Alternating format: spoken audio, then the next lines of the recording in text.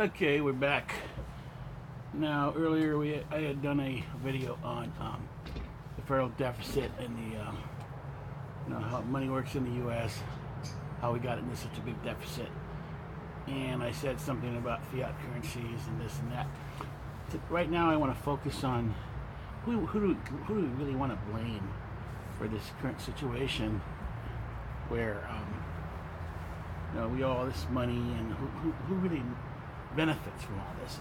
Well, it kind of starts with the banks, and it kind of starts with the banks and ends with the banks. I mean, the history of it. I don't want to get into deep into history. I don't have all the facts at my fingertips, but I kind of have a general idea that in the beginning, there was these Rothschilds and these Rockefellers and this other one, I forget their name, Mellons and who knows what not. These bankers started up the banks when we were a young nation, and even before that, it started over in Europe. But these bankers, they started making the rules and laws to favor their banks, and they set it up so they could you could deposit money in the bank, and they would be allowed to, in other words, if you put in $100, they were allowed to loan out like $99 of it. And only have to have $1 in reserve, so they could leverage themselves 99 to 1, and that's pretty much the way it's been ever since. And then so that allowed a lot of wealth to be created, like just instantly, or by, in other words, the leveraging idea, the credit idea. And then over the years, that it got started loaning the public money, and of course you and I would never be allowed to leverage that way. In other words, if you buy a house, and let's talk about like the 50s, 60s, 70s, or whatever, you buy a house, you got to put 20% down. Before that, when they first started mortgages, I think you had to put 50% down or even more. There was not any big leverage on the public side. You wouldn't be allowed to do that. And then they would loan us a lot of money. They wanted us to get in trouble, and to some extent, even back during the Depression and they were confiscating all the farms. But, it's almost, I think in some cases they planned it that way. They wanted to confiscate all these farms. Somebody might have a family farm, and they might only owe 10-20% on it, but they couldn't pay the taxes or something, and they just come in and foreclose. So, there was a lot of that going on during the Great Depression. Everybody was losing their farms. And they created all these new laws to try and, protect us from that. But none of it ever really worked in the end. Because it happened, lately it happened, in the last two recessions, where the real estate crash in 89, 90, 91, that area, everybody lost everything. I mean, they weren't trying to, the government really didn't try to save our homes. This last time around, 07, it was really blatant what they did with the mortgages, the stated income mortgages, and no income required, no verification or anything. They made all these stupid loans, and then a lot of people got into trouble. Some of these people knew they couldn't pay them, but they still got the houses because the appreciation. They were banking on things continuing to go up fast, but it all crashed. And then they later, I think they tried to make themselves the senators that were in cahoots with the bankers. Everything's together. They're all together because the banks, give the senators and the congressmen money to get reelected, and that's why they're in bed together. And then, so they got to pass the laws that they want. I mean, most of these senators don't even write the laws. They put forth a bill. It's written by some lobbyist working for some, bank or whoever the special interest is. These laws are written by attorneys, and most lobbyists are attorneys, and so that's how legislation gets written. It's not written by the senators. It's written by the attorneys working for the lobbyists, or the lobbyists who are attorneys. I happen to know a couple of these guys. Anyway, so yeah, they passed laws to make it look like, oh yeah, we're going to save your home. And this last time around, I do know people that got bailouts, $200,000, $300,000 reductions, different kind of things. I know one right now is getting their mortgage paid for 3 years at $90,000. They really deserve to lose their home, but they're it's being saved this way, and there's some of that going on now. But because they're trying to make it look like they care about us, but in the end they really don't, you know. But back to the banks and why they're responsible for this $2 trillion deficit we have right now, the federal deficit, and much more than that. But it's because of this situation where they get the leverage 99-1. Now you add to that the fact that right now we're at zero interest rates. You know, we talked about this earlier on the other video, but the banks, they loan, the Fed window loans money directly to the banks at 0%. They get, you know, they get free money every month, as much as they want usually. And so what do they do with that money? You know, you're not getting money at 0%. And if you were getting money at 0%, you'd be running off to Vegas or doing something. I mean, you could put it in anything and make money, right?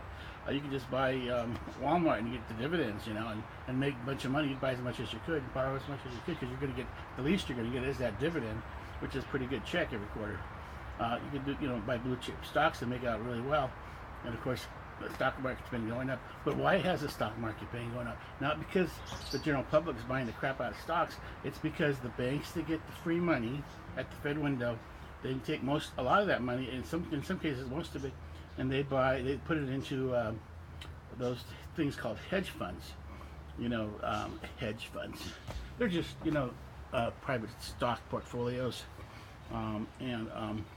so they buy these hedge funds with their free money, and then at the end of the quarter, and they drive the market up. And this is what the banks have been doing for like 10 or 15, ever since '07. Okay, remember they said that they're too big to fail, they were going to get rid of that. They didn't. Actually, things have gotten worse. It's gotten big. These banks have gotten bigger instead of smaller, because they put the people in charge of fixing the problem. The people that caused the problem were put in charge of fixing the problem. But anyhow, they're all borrowing. You know, people like this Jamie Dimon and all these guys, they borrow free money, put it in hedge funds at the end and then drive the market up. The market's gone up incredibly. And then at the end of the quarter, every quarter, they show all these profits, you know, because they put the money into hedge funds. So now they get this big bonus, right? Well, you know, woohoo, you know, they're so smart, right? And so the bank presidents and CEOs, and they all get these big bonuses every quarter. And they've incurred zero risk. First of all, they borrowed the money at 0%. Now think about this. Last time this happened and everything crashed, the government bailed all the banks out, right? They bailed GM out, they bailed GM Capital out, and then all the banks, so Wells Fargo, Bank of America, and the loan companies. That, you know, anyway, so there's absolutely no risk. You know, if you could borrow, you know, all this, you know, millions of dollars every month, billions, and not worry whether you lost it or not, because you're going to get bailed out anyway, of course you would put it in a hedge fund or something, a high risk. You know, they're getting 20-30% returns on these giant bonuses. You know, the bonuses are ridiculous. I mean, I've heard of them being up to $300-400 million a year in some cases. I worked for a guy, this wasn't a bank, but I worked for a company, I'm not even going to say who it was, but the guy, the CEO took $400 million in stock option profits one year, and the company made about, I think, $500 million, $450 million. He took $400 million of it. And I told my buddies I worked with, they go, look at this, you know, because this was public, you know, knowledge. And I go, this guy did something illegal, you know, I don't care what anyone says, and you can't take that much money. Sure enough, he was put in jail, and he got caught backdating those stock options. This is the mentality of corporate America, you know. So the bankers, that's what they're doing with the money. They get it for free from you and me taxpayers, the digital printing of money at the Treasury, you know, and then they don't loan it to you and me at good rates, or, you know, people that need loans, businesses. They put it into hedge funds, and then they get their investment goes way up, and they get these giant bonuses. Well, once they got their bonus and then you know, they got their money, they don't care whether the thing goes up or down. Well, it's been going up, and you know, it's still going up. But you know, at some point, you know, we know it's going to crash. At some point, they're going to crash it on purpose. That cycle is pretty predictable, I think. So I mean, I don't buy stocks or bonds anymore. I haven't done that for over 25 years, maybe even 30 years. But anyway, so that's. You want to blame anybody for this mess, this greed and deficits and all this stuff that's going on right now? I blame the banks, and I think it goes way back to history when they started the banks and made the rules that worked only for them, not for me and you.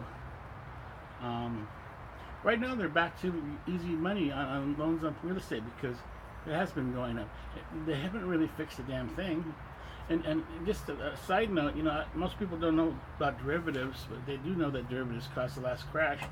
I know a little bit. I know a little bit about how they work. Basically, it's like insurance upon insurance upon insurance. It's a bet upon a bet upon a bet. Well, last time around we had about $7 trillion in derivatives in the world. I think, in the banking system.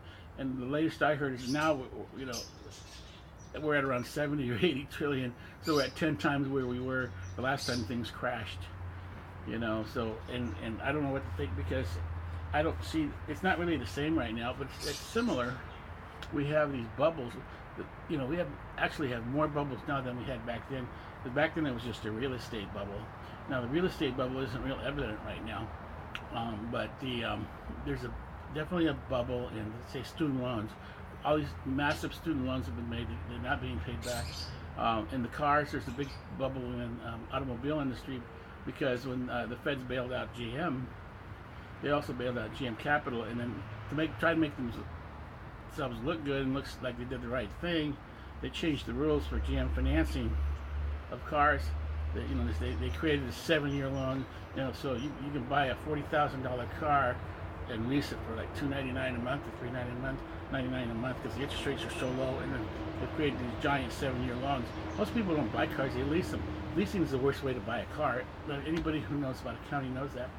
I won't get into why, that's another subject, but everybody leases cars because that monthly, the salesman, I can get you to that car for $199 or $299 or $399. I can get you in a Mercedes for $499. They do that, and people go, oh yeah, that's great. At the end of the lease, you got nothing at the end of 4 or 5 years, 3, 4, 5 years on the lease. You paid out $40,000-$50,000, and you got nothing. And if you want to buy the car outright, you got to pay the registration and taxes all over again, and that doesn't make sense. When you lease the car, why don't they pay the taxes? It's not your car; it's their car, but they got you paying for it twice if you want to buy it. So I would never lease a car, but anyway. So the greed moves on. It's all going to come to a head at some point because we're in that fiat currency mode where the currency really isn't worth anything. The U.S. dollar is not backed by anything. Neither is any currency in the world. We got these derivatives at a point where there's no turning back, and also the deficits around in the United States and around the world are they're at no return point. Look what's happened in Greece. Look at Puerto Rico. This disaster hits. They're already broke.